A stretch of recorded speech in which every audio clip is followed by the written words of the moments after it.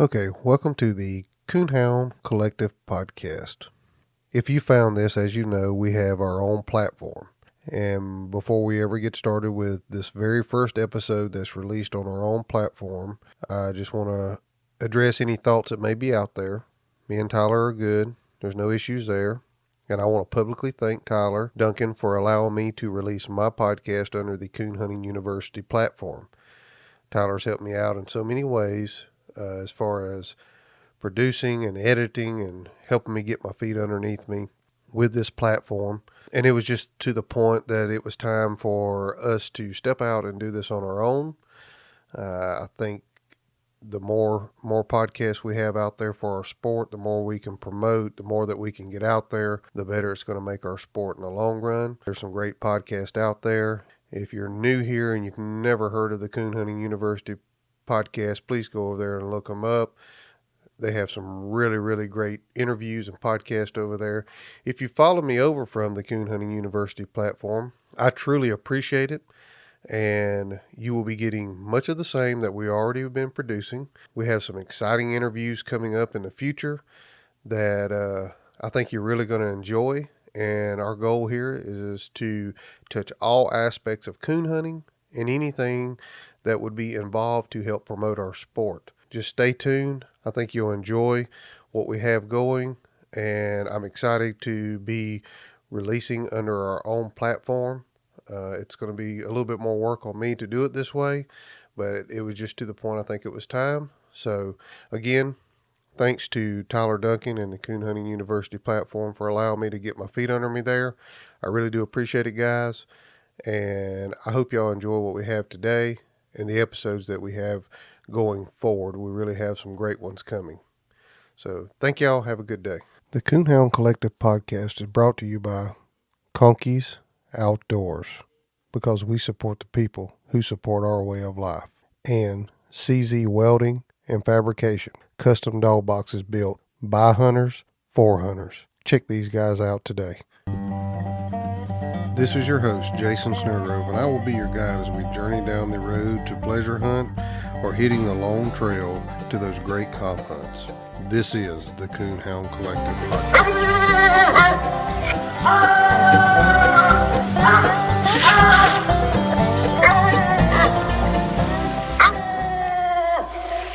Today on the Coonhound Collective podcast, this is going to be a little bit different podcast than what we've been doing. Tyler has something called the Shine Time. Josh Michaelis has Circle Points. And we tried to think of a name for this, but it didn't come till after we had this recorded. So we're going to call this, we're calling a timeout. And that's exactly what we're doing. We're going to be sitting down with Daniel Shilling and Patrick Ball. They're two good friends of mine. They don't have a dog in the fight when it comes to competition hunting. They are strictly pleasure hunters. And if you see that red Toyota pickup truck pull up at a meat hunt and they pull that old red dog out called Frank, just get ready to hand them your money, boys, because he can get them treed. You're going to hear him talk about Frank and some of the trials they've been through with him and what they're going through with him now. And their kennel name is Behind the Barn Kennels. And you may not think you know Daniel, but you actually do if you've been listening to this podcast any time. Daniel is the one that's responsible for the music, my background music on all of my soundtracks there. He is a dobro player and a banjo player. We're going to talk about music, how music relates to coon hunting and in the Ozarks. I really hope you enjoy this episode. It's a little bit different for me. I'm not used to the one doing most of the talking. I really like to let the guests talk and speak, and Daniel and Patrick do talk and speak, but we, kind of sit down and talk about this. And I'll tell on myself here, I was so excited to go sit down and be able to do this with my friends like this that you can hear us talk about. We're going to go pleasure hunting when this podcast is over. Well, in my excitement of getting my gear together and getting ready to go meet them and sit down and get this podcast done, we're about 3/4 of the way through the podcast, and I realize I left my coon hunting light at home. Yes, tough to coon hunt without a coon hunting light, but we made it work. We did see a coon. The dogs didn't tree it, but we did see a coon. So we were hunting a bunch of puppies and some young dogs, and we had a good time either way. And we're going to get together and do this every so often. And I really appreciate those guys taking the time out to do this. And we hijacked somebody's sawmill office. I'm not sure who you are that owns the sawmill office, but I do appreciate you allowing us to sneak in there and use that to get this podcast shot. I really hope y'all enjoy this. If you do, head over there to Apple and leave us a 5-star review. We really would appreciate that. Go over to the Coonhound Collective Facebook page or Instagram page and leave us a comment over there. Let us know that you're listening. Let us know that you like what we're putting out here. We have some things lined up in the future that we're trying to get all the logistics lined up to get done, and I think the episodes that we have coming you'll really enjoy. But first and foremost, I hope you enjoyed my friends Daniel Shilling and Patrick Ball, as we call a timeout on the normal Coonhound Collective podcast. Okay, welcome to the Coonhound Collective podcast today. Today is going to be a little bit different than what we normally do. I've got two guys here with me today that have become pretty good friends over the last little bit, and they don't comp hunt. They pleasure hunt, and if you have a meat hunt at your club and these two guys show up, just don't even put your money in, because you're not going to win. They're going to take your money for sure. So today I'll introduce my first guest, Patrick Ball. How's it going, Patrick? Oh, it's going good. Why don't you tell us a little bit about yourself, where you're from, kind of what you do, and how you got into coon hunting? I grew up in the Osho here. All through high school, went hunting with my buddy Daniel over here.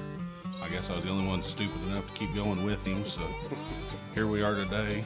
Work at the feed store here in town, manage it now, and that's about the best we've had for coon hunting. Pick up all sorts of places to go hunting. People getting in there, coons tearing up for feed, and they say, "Come and kill them." Yeah. So that's what we do. Yeah, that's a good problem to have for sure. Yep. Especially nowadays. So you get that list, and they want to know where they're at on the list and why you ain't there killing theirs. Yeah. Well, that's definitely a good problem to have. All right, my other guest is Daniel Shilling. You already know Daniel, but you may not know you know him, because if you listen to the music that's on the podcast from the beginning, the intros, the outros, Daniel's responsible for that. So welcome to the podcast, Daniel. Thanks for having me, man. Good to be here. Yeah. Why don't you go ahead and tell us a little bit about yourself and where you're from? I'm Daniel Shilling, and I'm from right around Neosho, Missouri. I'm 30 years old now. I've been coon hunting basically as long as I can remember. I think my dad bought me my first black and tan when I was about 7 years old, and I don't remember really a time in my life that I didn't have a dog, at least one around. So I've been doing it as long as I could anyway. Yeah. Well, go ahead before we get into the actual coon hunting part of this, because I think, especially in the pleasure hunting part of it, and being in the Ozarks, music plays a big role in that, and I can't thank you enough for the music that you give me that I've been able to use for this podcast. Tell us a little bit about how you got the music, and Daniel was the banjo player, right? Right, yeah, banjo and then that dobro you hear there at the beginning, I did that too. Yeah, it is, bluegrass and coon hunting, I mean, they go hand in hand, especially in the Ozarks, and really, especially in southwest Missouri. There was so much local music right around here. You know, every Saturday night you could find music somewhere, and you could go listen to bluegrass. And then that's how Patrick and I grew up. I'd go play, he'd hang around while we were picking, and then afterwards we'd go hunting. And it was pretty common that you'd be hunting with a group of pickers, you know. And so now I play and coon hunt a little bit with our guitar player. So a group I play with is Borderline. And Ty Dawson, he's been with us some, and so yeah, it's just a hand in hand. We are just regular pleasure hunters that are just Ozarks hillbillies. Yeah. So what are some of the places y'all played at? Because I've seen you some posts you put on Facebook. We've been really blessed. The Lord has blessed us in the last 5 to 7 years. We've been able to play the world famous Station Inn in Asheville a couple times, and we got to play the lobby outside the Ryman, kind of open for Ricky Skaggs one time, and that's cool. And we've got to travel the nation anywhere from Louisiana to Iowa to out east. I mean, we've got to got to really cover some tracks playing bluegrass, having fun. Yeah, well, that's cool, and I know that's going to resonate with people, especially. I mean, maybe not so much that people that are just diehard competition hunters, but people that's pleasure hunted any at all. I know growing up, we had a radio station back home, and every Saturday night at about 7 o'clock, they would have this segment that they would call, well, let's go coon hunting, literally on the radio station, and you would call in and people would holler, let them go, boys, and they'd be letting the dogs go. They'd do this for 30, 45 minutes. Oh, wow. It was, I mean, it was a big deal. People sat around the radio and called in to do this. So I know music has been a big part of coon hunting, especially pleasure hunting.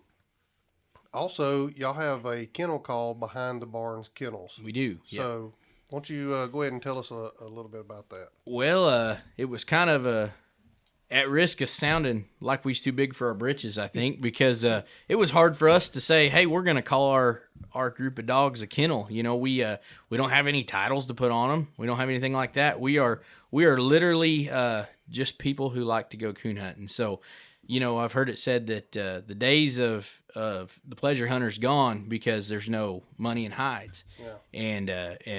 And I see that because, you know, there's a lot of money-driven comp hunts now. But I've just, growing up, that wasn't something we did. We would literally go, we'd get on our mules and ride out, and it was something you do on a Saturday night. And we still took it serious. I think that's the big thing is that pleasure hunters are looked at where they don't take coon hunting serious. Yeah. And so we still take it serious. And we ended up, of course, we hunted a lot of junk dogs just like everybody else has. And we kind of ended up in a roundabout way with this stud dog, Frank, I've got now.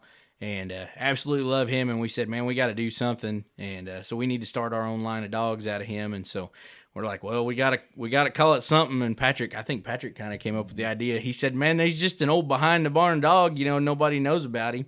And so we come up with Behind the Barn Kennels, and nobody knows us, but we're still gonna hunt.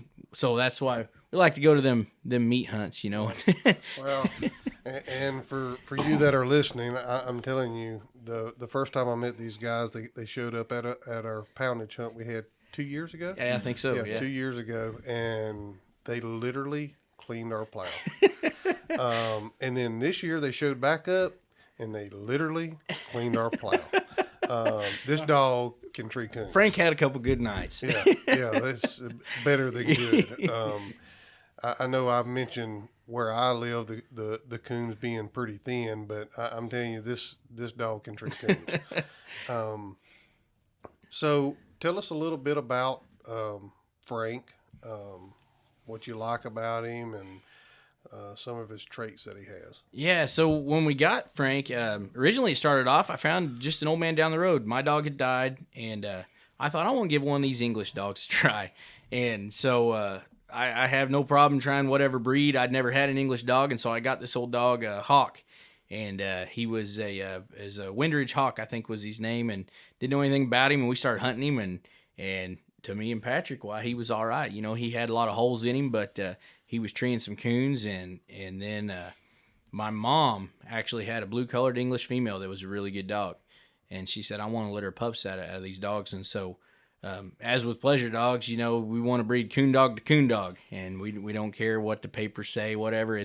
That's how we want to look at it. And so we got this litter, and I was like, well, I don't know if I want to keep one. I mean, I got Hawk, and my dad talked me into keeping one. He said, keep one of them dogs. Get the one you think acts the best, you know. And it was no time. I mean, that dog, I taught him to load in the box within a day and to lead and all this stuff. And I was like, man, this dog's smart as a lab. Mm-hmm. And I hope he's got the rest of it, you know. And so Patrick and I took him out with Hawk. I think he was 4 months old. I don't even think he was that old. He may not have been that old. I don't know. We just like, hey, we'll just take him along, you know, get him used to being in the woods. Yeah. And we cut Hawk, and he run off in there, and he's about 400 yards, and looked down. I said, man, where's Frank? He's like, well, I don't know. I said, man, that ain't like him to just leave. I mean, I can't believe he would leave us. And Hawk got treed, and we walked in there, and he was messing around in the tree with Hawk. I said, well, hey, that's all right, you know. So by 5 months old, I believe it was, Hawk had went in and got treed, and the old dog had missed. And as I walked there, I looked down, and Frank stood up on a tree and got right back down off of it and went to messing around. And I looked up, and Frank had found a coon. You know, he messed around and found a coon at 5 months old. And so by 6 months old, he was going with Hawk. He wasn't quite treeing with him yet, and we drove around to get closer. Hawk had got treed, and we were driving around to get closer, and we got out of the truck, and you could hear Frank split. It was the first time he'd ever opened, let alone treed, and he was split from Hawk about 50 yards, and I mean, he was just hammered. And you know, I know folks at home, they can't see Patrick, but he's 6'6" and over 400 pounds, so he's a big dude, and he was moving through the woods to get to old Frank on that tree. And they was split. Hawk had treed the kits, and Frank had treed the sow up a locust tree. I mean, he was putting pressure on her. And from then on, I mean, there was no looking back. Frank just turned into he's quick. One of the biggest deals about him, he's quick. He'll tree coons behind a dog that runs a straight line. He's got a decent mouth, but he's just he's one of them dogs we don't even know. We can't decide if you can comp hunt him or not. He'll run a circle and check in, and I know some people hate it, but you just tell him to get back in there, and then he'll make his circle a little bigger, and he comes back, and as far as you tell him to get back in there, he'll just keep doing it. And so you can drop hunt him all night long and you know, not have to walk far, but he'll tree him at 100 or 800. You know, that's just his kind of style. Yeah, just whatever it takes to get him treed. Whatever it takes, yeah. And he's about 6 months old when he started. Yeah, when he really started, about 6 months. I think after he split there that night with Hawk, I said, forget it. Hawk had enough holes in him that we thought, I said, I'm just going to hunt him by himself. He can do it on his own. So I think it was by 7 months, you know, he treated his first one. I mean, just legit got in there by himself and treated it. And yeah, there was no looking back. We started hunting by himself, and that's pretty much what he done. Yeah. So. How many nights a week y'all usually hunt? I don't know. It's hard to say because, you know, it's hard to even call us good coon hunters. In the summertime, we slack pretty bad. I'll be honest with you. There's flatheads to catch in the summer. Yeah. There's other things to do in the summer that don't involve the ticks and the chiggers, but we probably hunt, you know, when it's cool enough and everything. I mean, I don't know, average 3 nights, 4 nights. Probably 3.5 nights a week. Yeah. We're not a 7-night-a-week deal. I've got 2 little kids, and so that keeps me from hunting as much as I used to, or as much as I'd like to. But that's okay. Yeah, you know, and Patrick's too busy keeping up with that list of places to go kill exactly, coons. absolutely, Right. Yes, yeah. He's trying to keep all his customers Jess, happy. what's it worth for me to come kill your coon? Yeah. So how old's Frank now? Frank is he's coming on 3 years old this summer. Yeah. And talk a little bit about what's been going on with him here lately. Man. What started it, and what you found out, and where we're at today. Yeah, that's we're going through a tough deal with him, poor old dog. We hunted him all season, and man, he was just. I told Patrick when we started the season, I said we're gonna call him finished. I mean, he was just accurate as could be. Mm-hmm. He was starting to tree. You know, he'd tree. It didn't matter 10 degrees. It didn't matter. He'd tree some layups when he needed to. I said, man, this is it. You know, we finally got us a dog. All these years, we've really got something here. And then round about late January, he missed a couple times, and it was real uncharacteristic. And I thought, well, you know, it's the rut, and he's still young. We'll get his mind right, you know. And man, it got worse and worse, and then it wasn't very long. And I mean, he was acting like just not himself. Mm-hmm. He wouldn't even go hunting on a recut. Yeah. There were crazy things that he would have never done. You know, crazy odd slick treeing, and it wasn't like it's like, man, I really feel like something's wrong with him. You don't want to just overcorrect him if something's wrong. And so finally, I had enough. You know, I was just like, I can't take this anymore. And so we took him in and had him tested, and sure enough, you know. Fears came true. He's a low thyroid dog, and it's like, man, you know, after all this, and so we started him on medication, and they started low dose, and about a week and a half in, he had a couple seizures on me. I had him out in the yard just hanging out, and he just had a seizure, and then got back up, and he was fine. And so I called the vet, and they said, well, bring him back, and they checked it again, and it was even lower, even though he was on meds. They said it's just too low. So we've upped it again, and so we're trying to get him back, you know, because the poor dog just wants to hunt, and he gets out there and he tries, but it's just like you can tell it's like it just took the tools from him. I mean, it hurts him as much as it hurts me, you know. Yeah, and this is not just I mean, Daniel's really holding back. I've tried to get this dog from Daniel's since day one. This dog will treat coons. The one fault with him is we don't own him, right? Yeah, that's the only fault. You know, whenever I first met Daniel and I heard about this dog, and I said, man, he would be a great comp dog. And I know they say a lot, you know, there's none of those dogs that nobody knows about out behind the barn. Right. But this was one until he exposed him to the wrong meat hunter. Right. Yeah. And I've been on Daniel ever since. So, Yeah. Well, I mean, this thyroid thing's got him cheaper, but I don't know, you know. Yeah. Well, I mean, I hate that because I know he was doing really good for you, and it's a bad deal. I mean, y'all know I lost Ranger here. Yeah. You know, just a few months ago, and when you put that much time, and boot leather and tires and gas, right. and everything into a dog, and then you lose them or they get bad sick, and it's just a bad deal all the way around. I mean, you know, I look back now and he wasn't perfect by no means. Right. I think he was going to make a good comp dog eventually, but for a pleasure hunter, somebody would have been really happy with him. Yeah. And so now I look back and I think, man, was I too hard on him sometimes?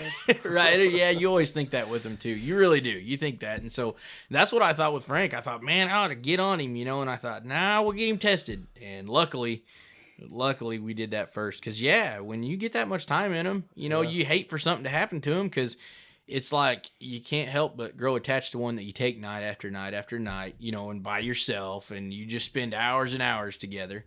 And so it's hard not to get attached to him in that way. Well, and even with Ranger, I mean, I was loading him in the front seat of my work truck and hauling him to the lawnmower shop when I go get lawnmower blades. I mean, he's walking through the lawnmower shop. I mean, he was obedient, trained. Right, and, I mean, there's a lot of time put in you know, to get a dog that way. So, you know, to lose one young or one get bad sick young, I mean, when you've spent time like that in them, I mean, they're not just sitting in a kennel. Right. And, you know, I think some people don't understand that.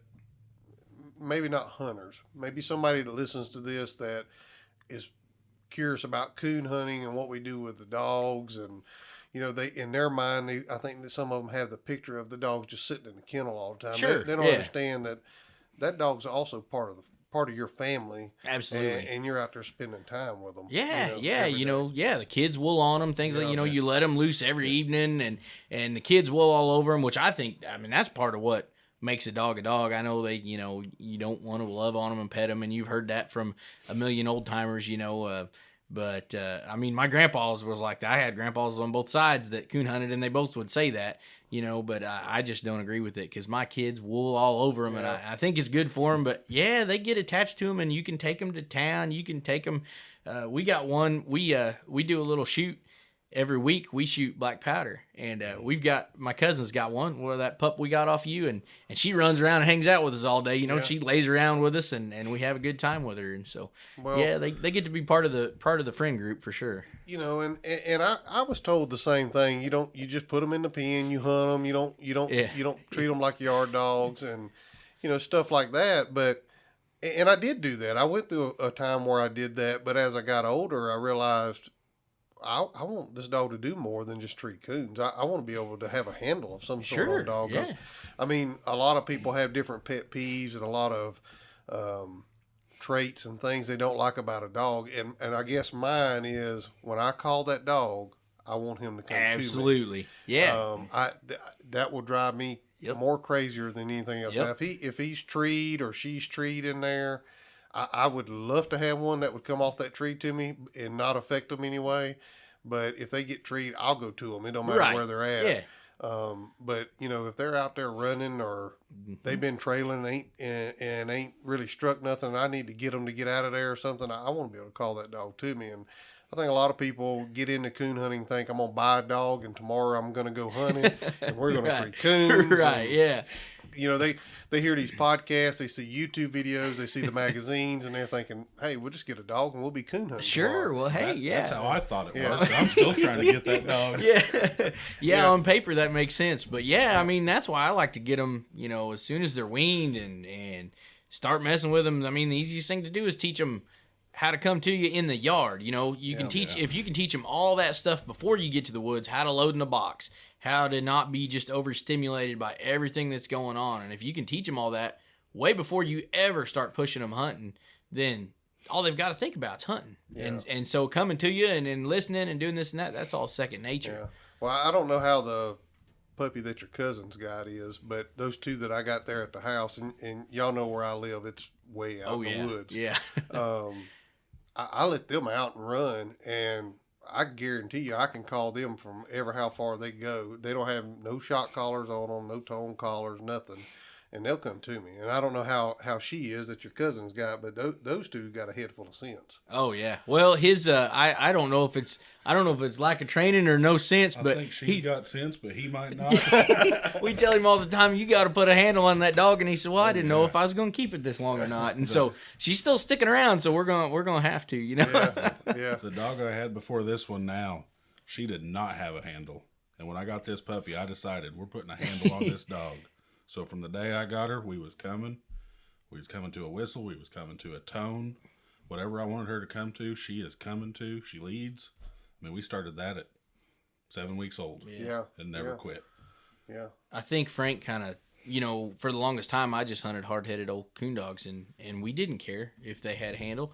That's how it was for my whole life, and since I hunted by myself, we was used to that, and we got a handle on Frank, and it's like, hey, we need to do this with every dog. I know. After you get it, you realize, man, what have I been doing? Why have I been hunting this hard-headed dog all this time when I can have something like this where I can actually handle the thing? Right, and it loads on its own. I was fighting a dog trying to lead it out of the timber, and old Daniel just drops his lead, and Frank walks along beside us. Yeah, we taught him that one night. Hey, if he drags his lead, he needs to stay close. And so he learned that in like one night, and it's like, man, this is so handy. I'm getting all tangled up in brush and ready to shoot a dog. And... Yeah, well, over there where I live, up and down the hills over there, I mean, going up, it ain't too bad if they're pulling you, but coming down if they're pulling you, especially a big boy like me or you, Patrick, I mean, we'll be head over heels in just a few minutes. We're kind of top heavy. It's easy to get us off balance. Yeah, you need that handle up in them hills, I guarantee you. Yeah, it's some... well, you got to experience some of the walking, so... Oh, yeah, and we've got some of that, too. We always tell you we've got it easy, but we've got some of that hunting. I tell you, our places that are rough terrain like that, they usually get hunted last on the list of things we're doing. We're kind of in an odd place down here. We can be on crop ground within less than an hour, or we can be in some real bad hills or somewhere in between. We've got a really wide array of terrain right around here in the southwest corner. I mean, the very corner of southwest Missouri. I know I've done some work just south of Neosho here, and boy, you can get in some real hilly country down around McDonald County, around Anderson and Knoll and that area. You can get in some rough hunting. I'm sure. We don't hunt south. We try to go hunt north. We don't hunt south. Well, when we finish this podcast, we go hunting, and if we start south, I ain't gonna be happy. We're gonna take you pretty flat. We're gonna be nice to you. Okay. Yeah. So, besides the kennels and the music and the pleasure hunting, another reason I wanted to get these guys together, we've become friends over the last 2 years, and they have a different perspective than even what I have, because I pleasure hunted, and I'm gonna coon hunt. I don't care if they have another competition hunt. I'm still gonna coon hunt, but I enjoy going to the competition hunt. I've been on Daniel about me getting Frank and competition hunting him, and I wanted them to give their insight and their input on some of the previous episodes. We haven't come up for quote unquote a name for this, but I guess it'd be with Behind the Barn Kennel Boys or something, or from the old sawmill. There you go. Yeah. Whoever sawmill this is, an office that we snuck into here. I really appreciate them letting us sit up in here if they know. If not, I got my pistol in the truck. I'll go back and get it just in case. I think we can take them. Yeah. Okay. But not to jump ahead to a certain episode, but we were talking about dogs just kind of being part of the family and laying around. And Mr. A.L. McSwain, when I interviewed him, he talked about when he was a kid, the dogs just kind of lived under the house and just kind of laid around. The dog got run over out in the road because it was just kind of running free. Man, I think there was a lot of good things, in that interview, and a lot of insight there of even training, because I even asked him about how they train their dogs. They didn't have shock collars or tone collars. Right. I mean, they literally were running these dogs down, or getting ahead of them and cutting them off, and stuff like that. What was there anything that y'all pulled out of that interview? I was thinking about that same deal. I started with I'm not an old man, but I started with a wheat light and no tracking collar. That's just how it was. And we had to cut them off a couple times. We had some big long check cords, and we would go find deer. And we'd get the dog, and if they go running after him, you'd call them, and if they didn't stop, why eventually they're gonna get the end of that cord and realize they can't chase them and things like that. But when he was saying that, Mr. McSwain, which I gotta say, that's so cool that we can do this podcast, listen to this guy who's across the country from me, and hear all these things that he talked about. I mean, this is just so cool. The technology behind that's amazing. But he talked about running down them dogs, and it's like, man, I remember running down my dog a couple times when I was a kid, but I'm really thankful that the Lord has blessed us with these these Garmins and dog trees, because we can bump them with a button, and we don't got to do no running. Yeah, so well, and I did the same thing. I mean, I was competition hunting when I was 16, 17 years old with no tracking system whatsoever. I mean, all we had was the beat, right? But yeah, I didn't have no tracking system, and a buddy of mine was like, man, because I wasn't just competition hunting around the house. I was going like into Florida and Georgia, and I mean, I was traveling a little bit competition hunting. He was like, you at least ought to get a collar, so if you lose him, somebody can track him. And I was the same way. I mean, if they got to running a deer, they're over there on County Road 55. You better get around there and get them cut off before they, get around. And I guess that goes back to a couple people out pleasure hunting, CBs in the truck, communicate, and now we can just pull up that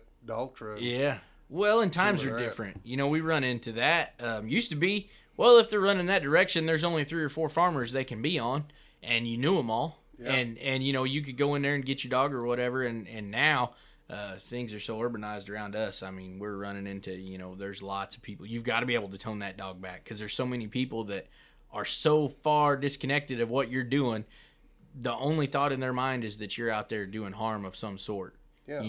Yeah, and some of that goes to the Clay Newcomb mentions guard the gate. I mentioned that on Mr. A.L. McSwain's. The property that we turned loose on the one night that y'all went on the competition hunt as a spectator with me, that's that piece of property. That's how I got that piece of property. The guy's cows got out.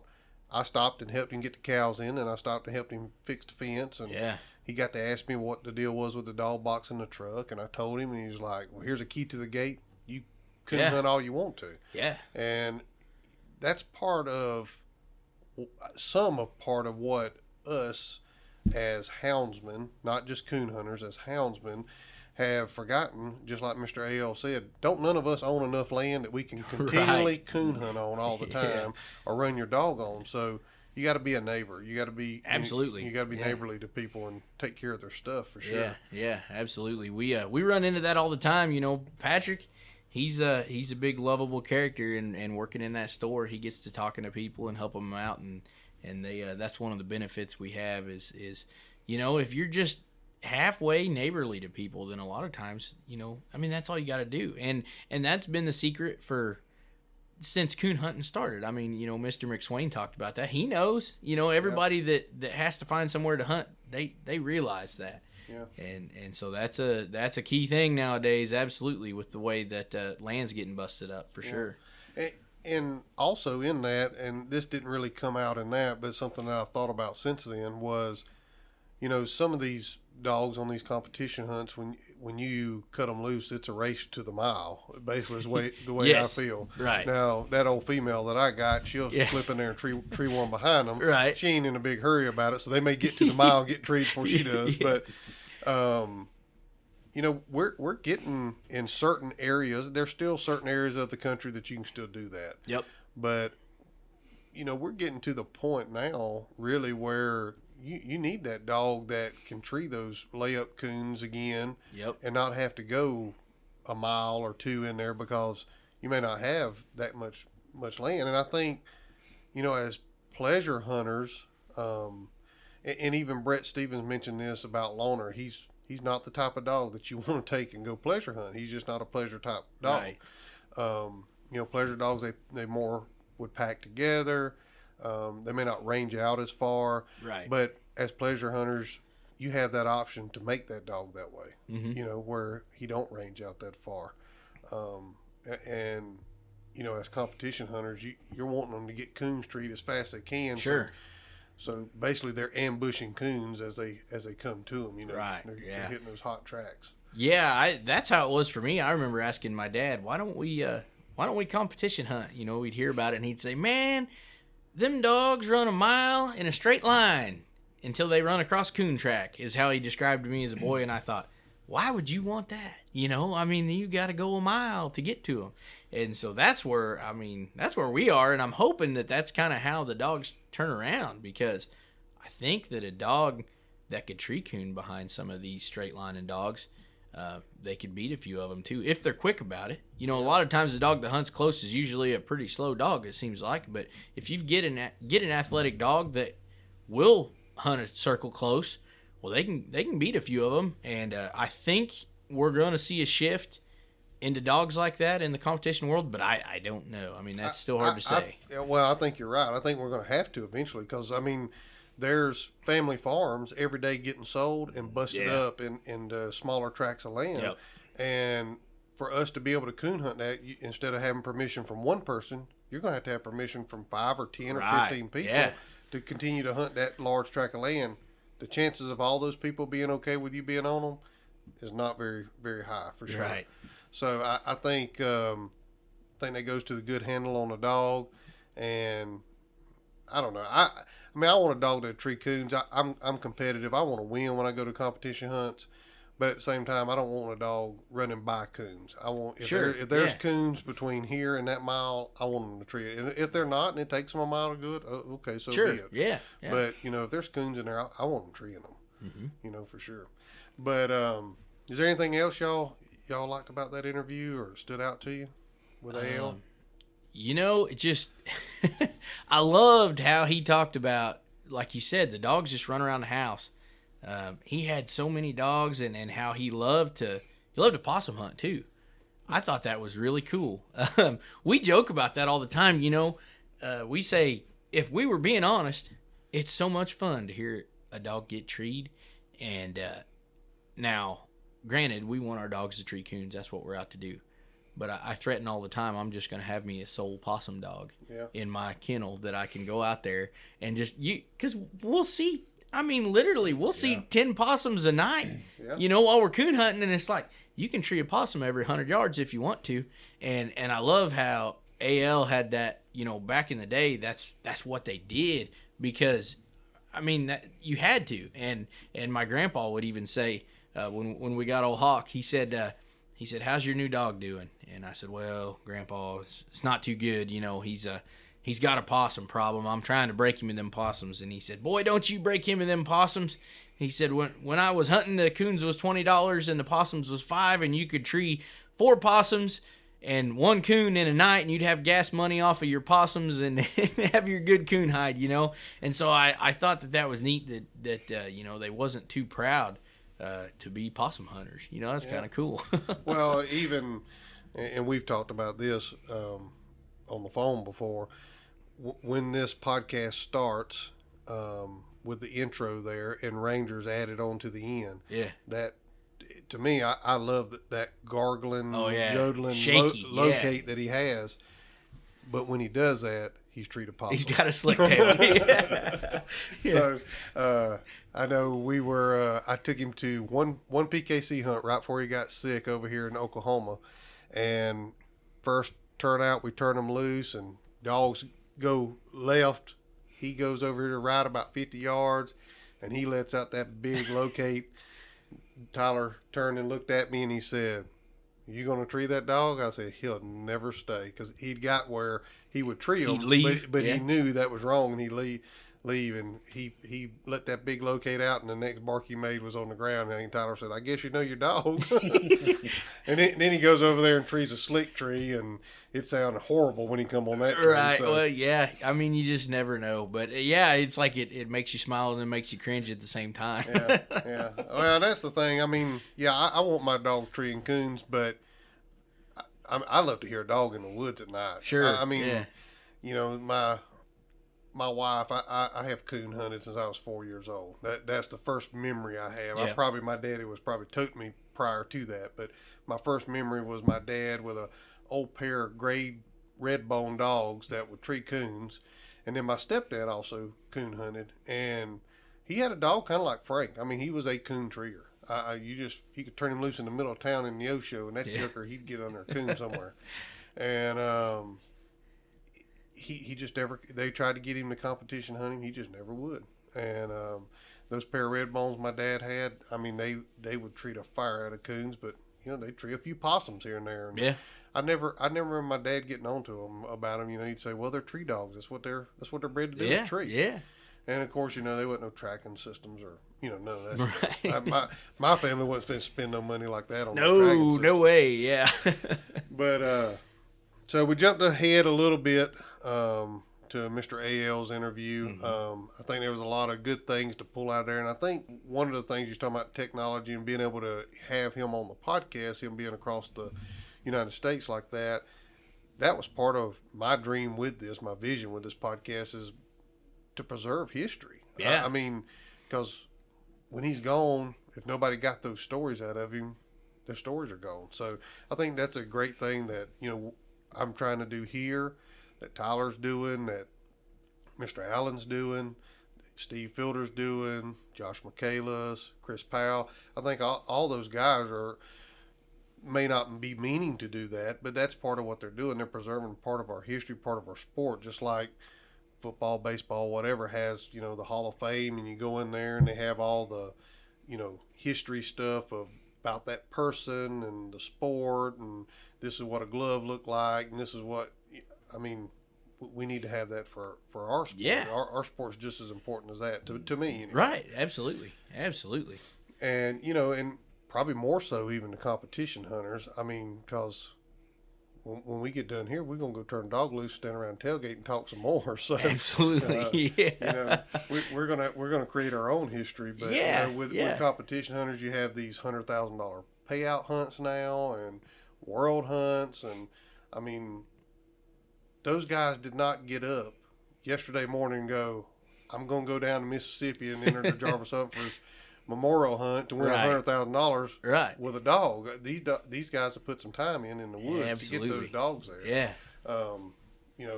Whether they call it pleasure hunting or getting a dog tune up or whatever, they were spending time in the woods with that dog to get them ready. So we're going to back up here just a minute so we can pick up Mr. Brett Stevens' interview there with Lori and Star and Lona. One of the things there that I really picked up on was not so much what he said, but how he said it was, especially with Loner, well, and even Star. We'll start with Star.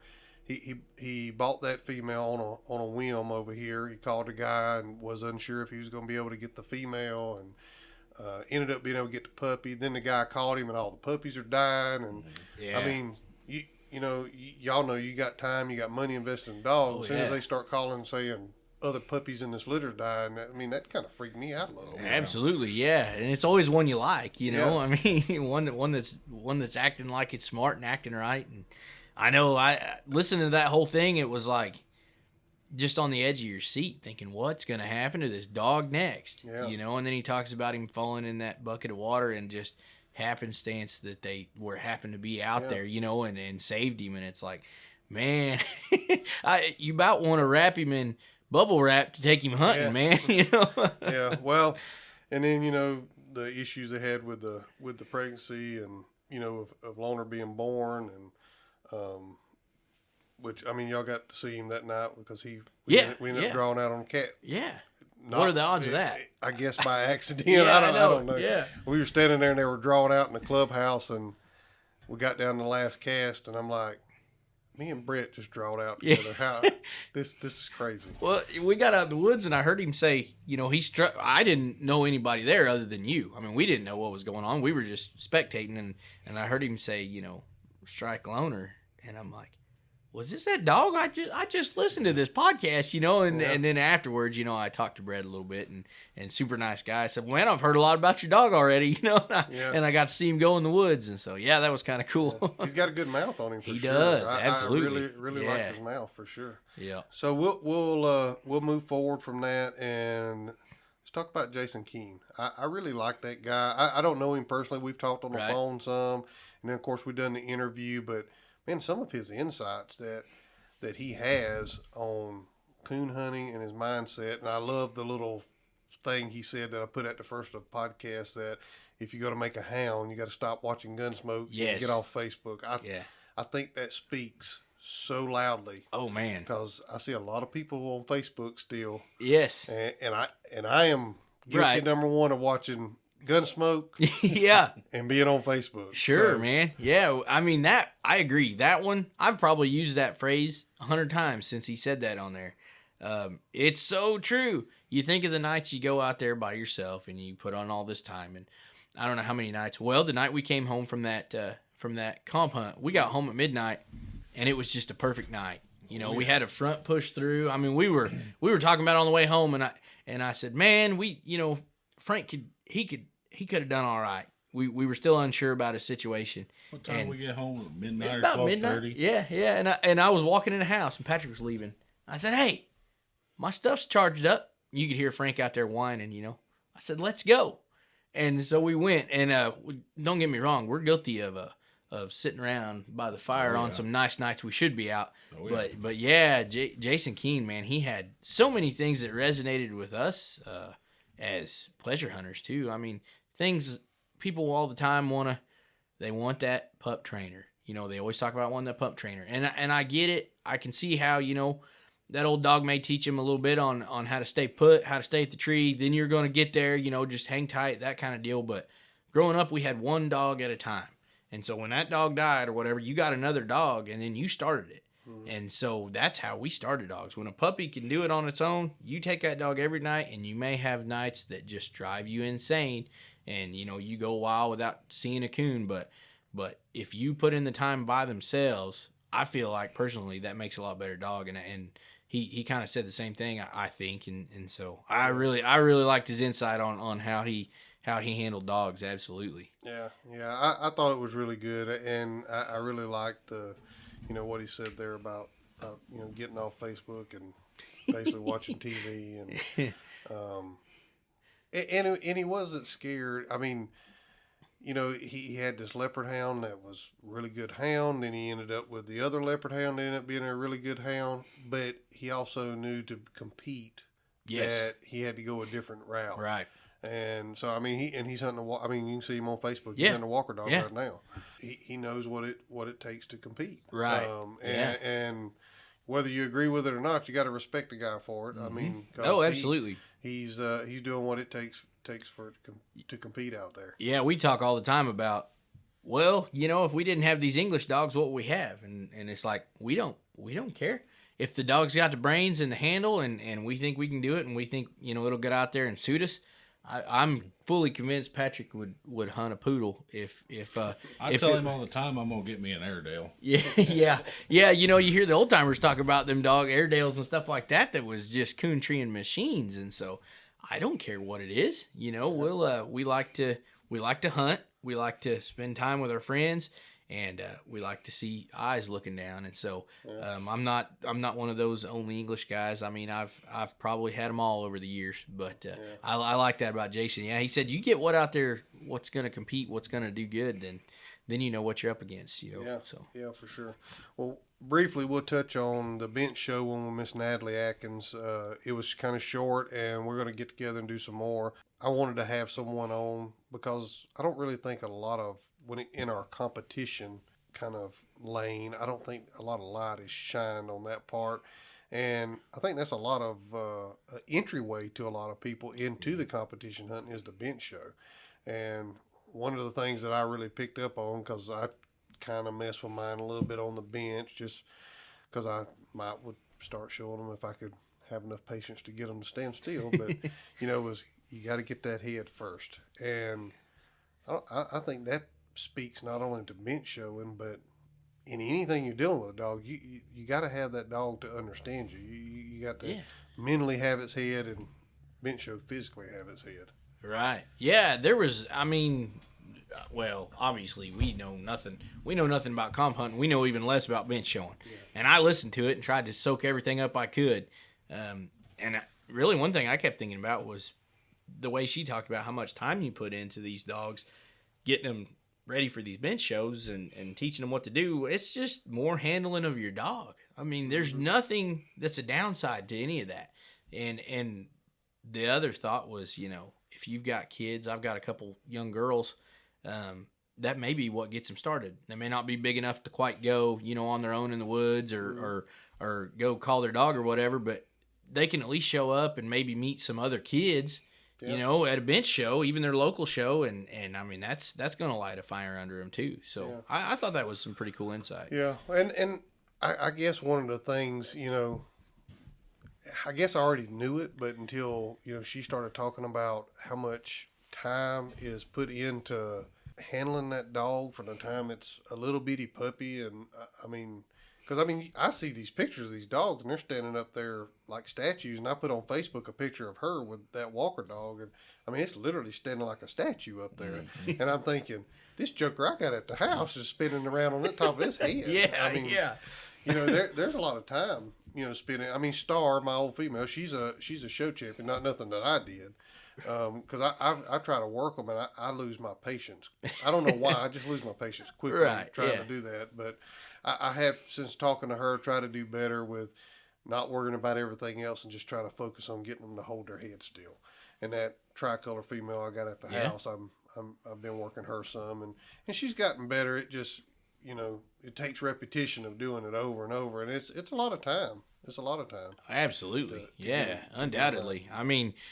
Some of these dogs that, and I admire some of these dogs that can hunt real well and then show real well, because a lot of these dogs that hunt good, they got big motors on them. They ain't going to hold still. It's just simply not going to happen, Yeah. Well, before I forget, and before we move on, we'll take a break right here to let hear a word from our sponsors.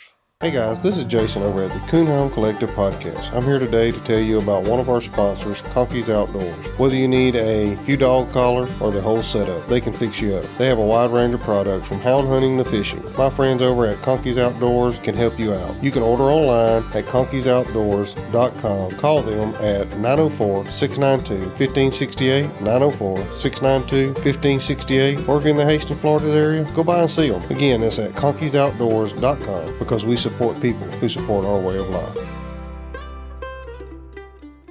Okay, we're back. So the last episode was with Mr. Chuck Henson, and man, I've talked to him on the phone, and boy, he's just a down-to-earth guy. He serves this county as a police officer there with the county, and I think that's a great deal there. And he really gave me some inspiration for my female. She's getting on up there in age, and I was thinking, she's probably getting pretty close to retirement. And then I interview him, and he talks about Whitted being whatever, 7-8 years old. Winning the Winter Classic. And I know, placing 12th in the world. Kind of cool, So I'm thinking, well, maybe she ain't done yet. Maybe there's hope yet, Jason. Yeah, get her back in there, buddy. So.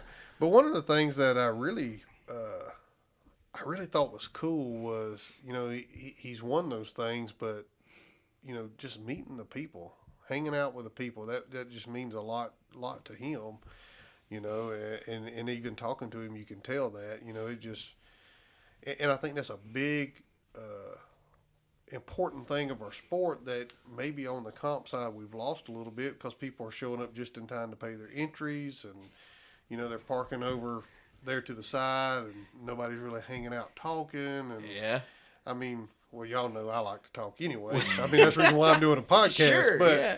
but, I think what Chuck was saying was, I remember when I was younger going to these comp hunts, I mean, you'd show up at 10 o'clock in the morning and the yard would be full and you stayed there all day and you ate and you had treeing contests and bench shows and, people hung out and they just talked about dogs and talked about we treed this many coons and that many possums and that dog run a deer. And, and I think that's a part of the sport that we've lost. It's become more of a, we're showing up to go to work type thing. Right. It's a business now. Yeah, there's money involved, right? Yeah. Because we feel like we probably don't get to meet as many people because we don't comp hunt. But, at the same time, you're saying maybe there's not as much camaraderie at the comp hunts as – because we used to go to trade days. We had local trade days, and it was like that. The first time I ever went, there was a treeing contest, and they had breakfast. If you weren't there at 6:30, you weren't getting a spot in the first 3 lines. I mean, it was full up, and now it's kind of slowed down, and so I think that's how we got into the meat hunts and met you. I mean, without that, we'd have never met you, and I don't even know. We just kind of wanted to. I think we were like, well, we're a little scared to go get whipped in a comp hunt. Let's just see if we can donate money at a meat hunt, We're scared to get whooped in a comp hunt, but boy, we'll whoop them in a meat hunt. So I think we got lucky a couple times there, but we got exactly what it was. Yeah, but we got to meet some really cool people just through that.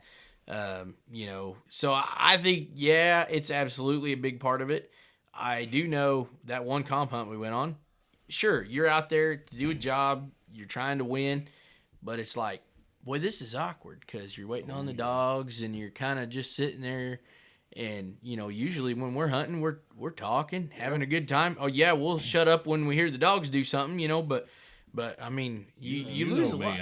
I'm a trash talker. Yeah. And as soon as we cut them dogs and everybody would just shut up, I said, this ain't for me. Yeah. Patrick he'll take the pot liquor in there and he'll turn it loose and then talk trash the whole time his dog's running a deer. You never know. Hey, at least she's opening on track.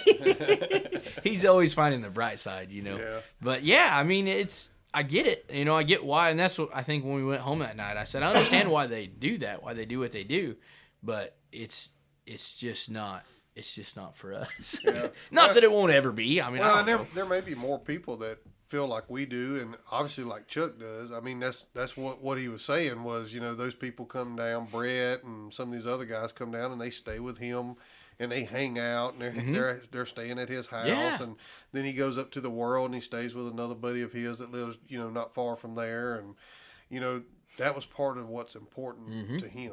And I think there still are some people like that, because I know when we have a hunt at our club, I try to, somebody's parked over there by themselves, I'd at least try to go introduce myself to them and talk to them. Yeah, that's how we met. That's exactly what it was. and I mean, for the most part, coon hunters are talkers for the most part. Oh, yeah. I mean, maybe not everybody, but for the most part they are. So if you go strike a conversation up with them, I mean, you might be there for a little while, especially if you strike it up with one of us three. You're going to be there for a while. But I just really thought that was a really strong message. Yes. Maybe that he didn't mean to send, but through the winning and the hunting, that was something that was important to him. And I can see where, from when I was 15, 16 years old going to comp hunts to today, how that's changed over the years. So, and like I said, I think there's still some that show up early and, and hang out and talk and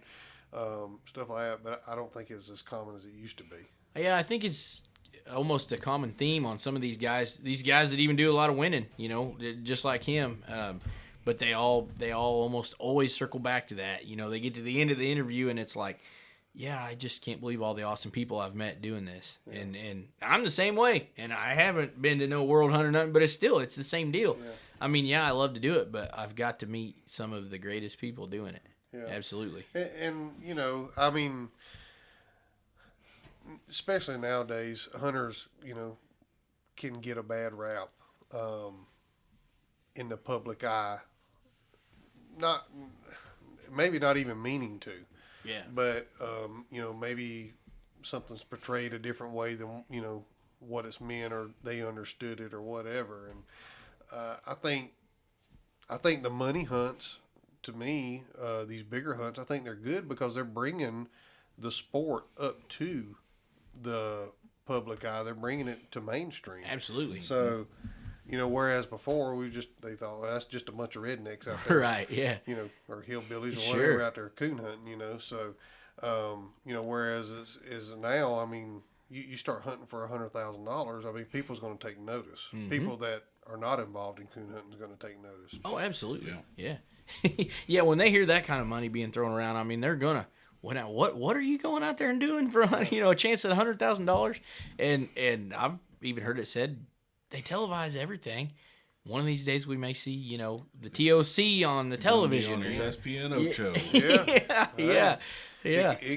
I could see it happening. I mean, Sure. I've heard Steve Fielder and Josh Michaelis, and I don't mean any disrespect to either one of them at all, but Steve says the golden age of coon hunting is gone. Josh says we're in it now.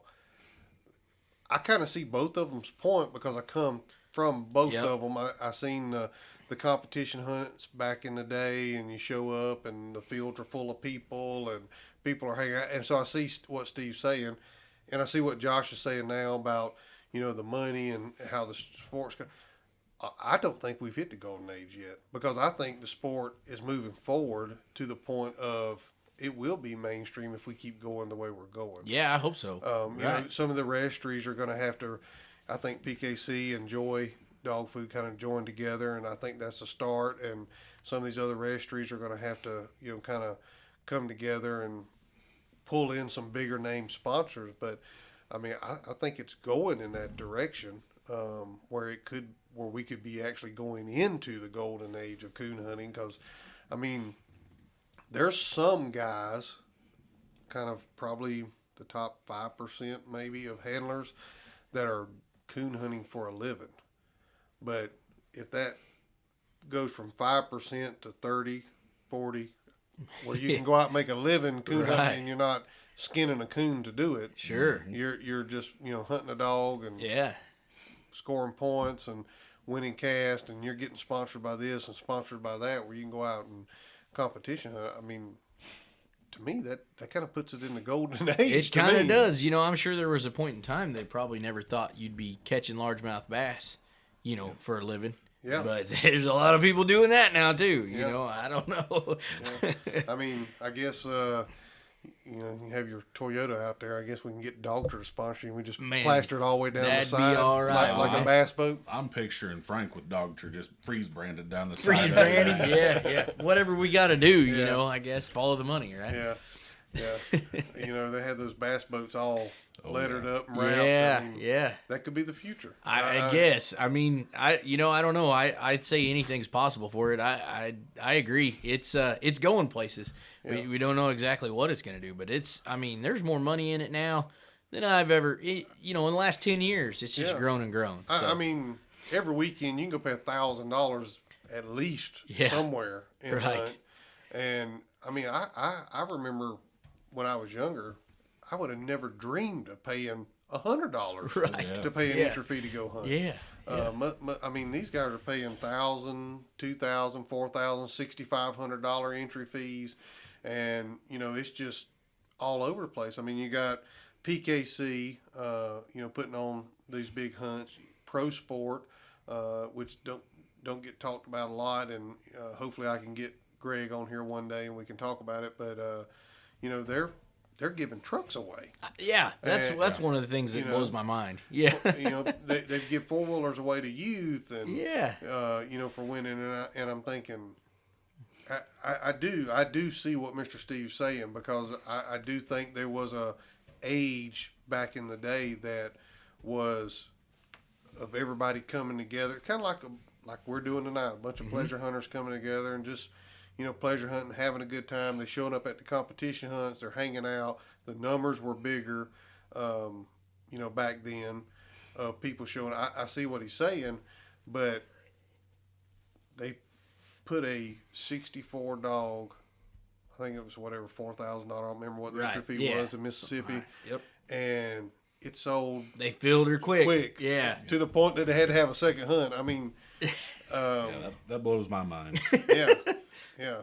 I mean, to guys like us, we don't even hear about a lot of this stuff until social media came out, and it's like people are doing this. Hey, Patrick, did you realize we could go make all this money? And he's like, we're gonna need better dogs. That's usually our comment.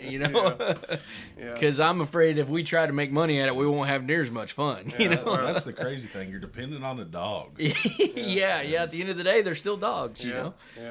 Well, I probably have to get closer to some better handlers than I am, so I can kind of get my notebook out as we walking through the woods. Sure, writing down. Yeah. Maybe that's why I pay my entry fee, and maybe I just start judging. I'll be writing their little tips on the back of the scorecard. That's like we showed up at that RQE. He's gonna just spectate with you, and Cheyenne Cummins. He said, "Did you bring your little English dog?" And I said, "No, I don't know a thing about this comp hunt." And he said, "Well, boy, it's easy. You just need to know how to strike and tree them." And I remember thinking, I think there's probably a little more strategy to it than that.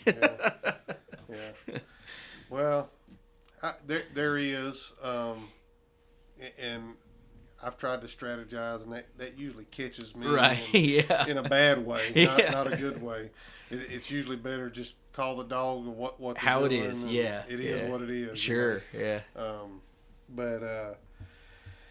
Yeah, I mean, and I see what Josh is saying about how things are going now. I could see where he's seeing that, but I think we're just right on the cusp of, especially you have all these podcasts now, and Clayton Starkey has a podcast and a YouTube channel, and they've got him to come in, doing stuff with UKC now, and I think we're right on the cusp of this thing really busting wide open. Yeah. Because what's next? I mean, now you've had a $100,000 hunt in Mississippi. Yeah. Is it going to stop there? I don't think so. I don't think so. I think we're just at the first step of going to the next level. And I mean, when guys are not out there having to skin coons and roll hides up or flesh them or whatever, they were doing back in the day with them, and they're showing up with their dog, and they've got enough equipment on them that you can buy a cheap truck off Craigslist with, and, stuff like that, and they're actually making a living doing this. I mean, I think that puts it in the golden age time at that point. I mean, that's kind of unheard of. I think we're just at the bottom of it. I don't even think we've. Yeah, I don't think we've seen how far it can go. No. I mean, we're not even close to petering out on that. That's it's got some room to grow for sure. Yeah, I think so, and I think that may bring more people like y'all that are pleasure hunting probably into the cop world. I don't know. I know one guy it will not. Patrick, we took off through there, and them guys said, "Let's walk," and they took off. And I walk fast, but what do you do? What did you call it? I amble. He ambles. He ambles through the woods. Yeah. I ambled about 400 yards along with them, and they said the dogs is 700 yards farther on and still going, and I ambled back to the truck. He reached his hand out and said, "Give me your truck keys. I'll meet you at the truck when you're done." It is a lot of walking, and it takes, especially when you're coming from pleasure hunting, it takes some getting used to, because I mean, that dog get in there a mile. Let's go to the truck. We'll just drive around. Around, yeah. Well, yeah. And then, other things of that night, was like, there's some squabbling going on. And I know not every cast is like that. I get that. But I was telling Patrick, I said, this is kind of like when for music would, get to be a headache or be a job or something you didn't enjoy. Well, that was the whole reason you did it, and same deal. I'm like, man, if I don't enjoy this, I don't know about this. And of course there's voting on a tree that's definitely slick and they want to circle it. And I'm like, man, I don't care if it's my dog, your dog, or the neighbor's dog. That tree's slick, and it's like, I don't want to sit out here and argue with people about it. When we're at home hunting, we're just, hey, you think that's slick? Yep. Sure, well, maybe I don't. Well, it doesn't matter. Let's cut them again, and that's what we do, And so I'll say never. Patrick's probably... I'm about 99.9% never. He said he might drive me to a hunt somewhere. I will drive you to any hunt you want to go to. Well, maybe if we get into the same hunt somewhere, we can have him as the driver. We can sleep on the way. There you go. That might be. And I'll drive around the section and pick you up. He will. Yeah, we'll just withdraw. We need a van or something. Yeah, for sure. But Hey guys, this is Jason over at the Coonhound Collective podcast. Is your dog box starting to get wore? Maybe it's starting to get a little cracked like mine is. Maybe you've just been thinking about it's time to upgrade to a new box, but you've asked your buddies and you're just not real sure what direction to go in. Well, let me help you out here. Go check my friends out at CZ Welding and Fabrication, custom dog boxes and aluminum products on Facebook. You can check out all their custom work they do there and their designs that they do. If you don't see something that you don't exactly like there, reach out to Nathan at 540-810-5439, 540-810-5439, or send him a message through the Facebook page. I bet he can fix you up. Don't wait till fall to get that new dog box. Go ahead, get that dog box now. Get you something looking good in the back of your truck that you can be proud of and that you can haul your dog around in comfort. Check my friends out at CZ Welding and Fabrication. You won't go wrong. Dog boxes built by hunters for hunters. Get yours today. CZ Welding and Fabrication. Yeah, so all right, we've kind of covered the episodes. Let's talk about that comp hunt. That was the first hunt that comp hunt that y'all been on, spectated, and Yep. unfortunately we were hunting at my house, so the walking was terrible. Oh, it's tough. Yeah. It wasn't bad when I quit. We was walking across the cow I was pasture. gonna say you stayed pretty low. Yeah, we got up in there. He said, "Well, she's up over that next hill." Well, that was no little hill, I'll guarantee you. Yeah. I could see it on my terrain map there. I wasn't sad. Patrick pulls in. We pulled in there, and he said, "My phone shows a lot of really close little squiggly lines." And I said, "Yeah," and he said, "That means I ain't going." So Yeah. it was an eye-opening experience. It was a little different than what I expected. Well, I mean, even just how different the rules are between the kennel clubs. Yeah, there was a fella that got scratched on the first tree because he pulled out a thermal and it was a UKC hunt, and I guess on PKC you can use them and yeah. UKC you can't. So Yeah. he come walking back to the truck and drove off with the fella I was talking to at the truck. So, What did so he then said? I sat on the tailgate and listened to the podcast. Yeah. He said the bummer was it was dead too, wasn't it? Yeah. It Yeah, is not like yeah, it even did batteries him any was dead. good, you know. Yeah, So, yeah. but yeah, there was a lot of things I didn't know, Yeah. and still don't. I mean, And you get caught up in the moment out there, and Sure. this happened to me on I think it was a UKC hunt. This has been years ago. Dog got over, got treated by itself. Coon looked at me once. I'm standing out in the field. Dogs are still running. Used to couldn't blow a squaller, and with that, just pleasure hunting Yeah. habit, reached in the pocket and grabbed that squaller and blew it. And the judge said, "Man, why did you do that?" And I was like, "What?" It didn't even dawn on me when he said it. yeah, And and got scratched. So, you get caught up in the moment, and if you're out there pleasure hunting or practicing Sure. to go to these hunts, and you're using that thermal, Yeah. and it's just muscle memory just Right. to grab it Yeah. up and let's check it. He was mad when he got back to the truck. He wasn't mad at anybody, just mad at himself because he got, like I said, caught up in the moment and lost his head and got scratched. Yeah, Well, and I mean, you drive all that way, you pay your money, and then first tree that happens, and it's like Patrick said, that won't happen when we're pleasure hunting. yeah. He says you just keep hunting, and I'm like, you're not wrong. I understand, but it was different. I was kind of picking up on the rules as we went along, basically, and trying to learn how it worked. And I mean, it was fun. Don't get me wrong. It makes that 2 hours go by fast. Oh yeah. When we pleasure hunt here, it's like, 2 hours, we're usually ready to go home. But when you're really timing it out and really basing and watching what this dog over here is doing and what this dog's doing, and then pretty soon they're like, 8 minutes left in the hunt. And it's like, man, that was quick, when you're really watching it. And I guess it's like watching a football game or something, Yeah. Yeah, it wasn't no time and you all was done. Yeah. Yeah, it probably didn't help me none that we was walking up and down pretty good hills and hollers. So, I mean, we made 2 trees in 2 hours. Yeah. And we spent most of those 2 hours walking. Yeah, you said finally your dog was a long ways in there. You said, well, we may walk to her. And I kind of looked back at the direction that my truck was, and I said, Jason, I'll see you later, buddy. I'm just walking home. I said, I'm getting out of here, Yeah.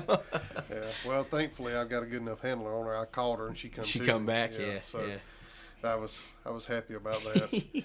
And Brett was able to get his dog, and the other guy was able to get his dog, and we was able to get out of there, without too much trouble. Yeah. But yeah, I mean, I was glad y'all was able to go and kind of be able to.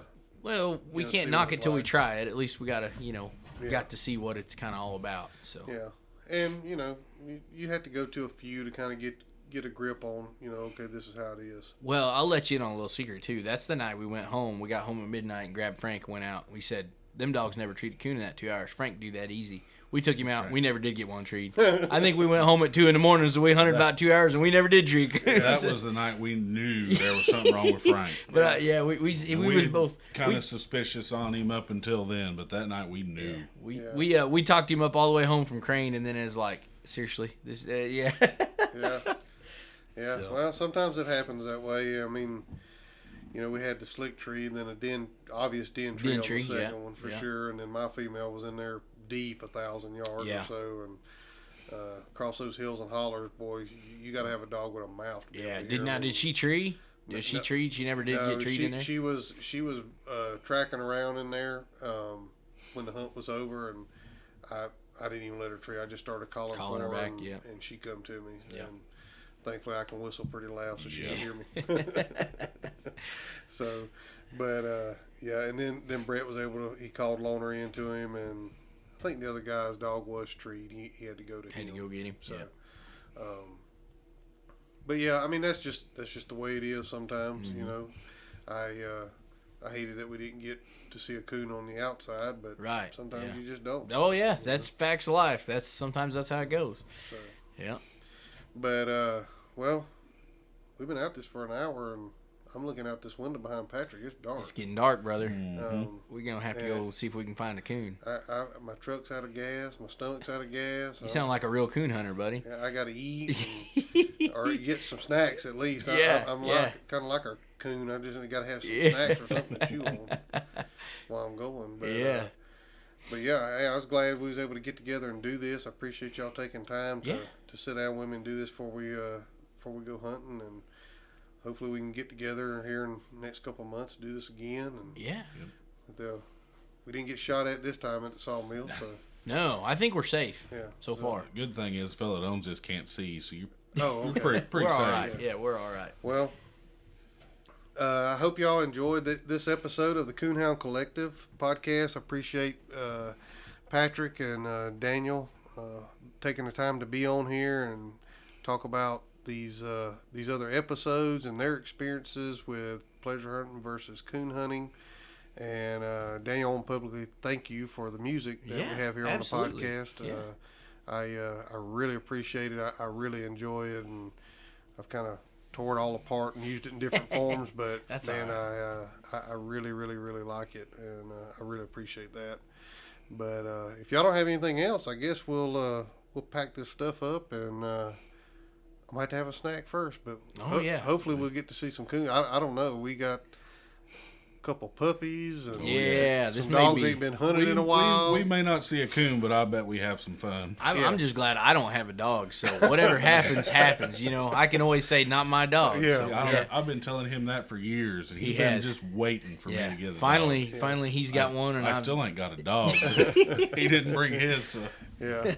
Well, if y'all don't have anything else to add, no, it's been a blast. Thanks for having us. Yeah, I appreciate it. I appreciate y'all taking the time for this. Well, y'all stay tuned for future episodes, and we're gonna go tree a coon. Yeah. All right, let's hit the woods. Thanks, guys, for listening to the Coonhound Collective podcast today. We really appreciate you taking your time out of your day to listen to the podcast. If you don't mind, head over to Facebook and give us a like, and head over to Instagram and give us a follow. It's both at the Coonhound Collective. Also, if you would like to reach us here at the Coonhound Collective, you can reach us at thecoonhoundcollective@gmail.com. If there's someone that you would like to hear on the podcast or a product that you would like to hear talked about, please send it to thecoonhoundcollective@gmail.com. Thanks again. Have a great day.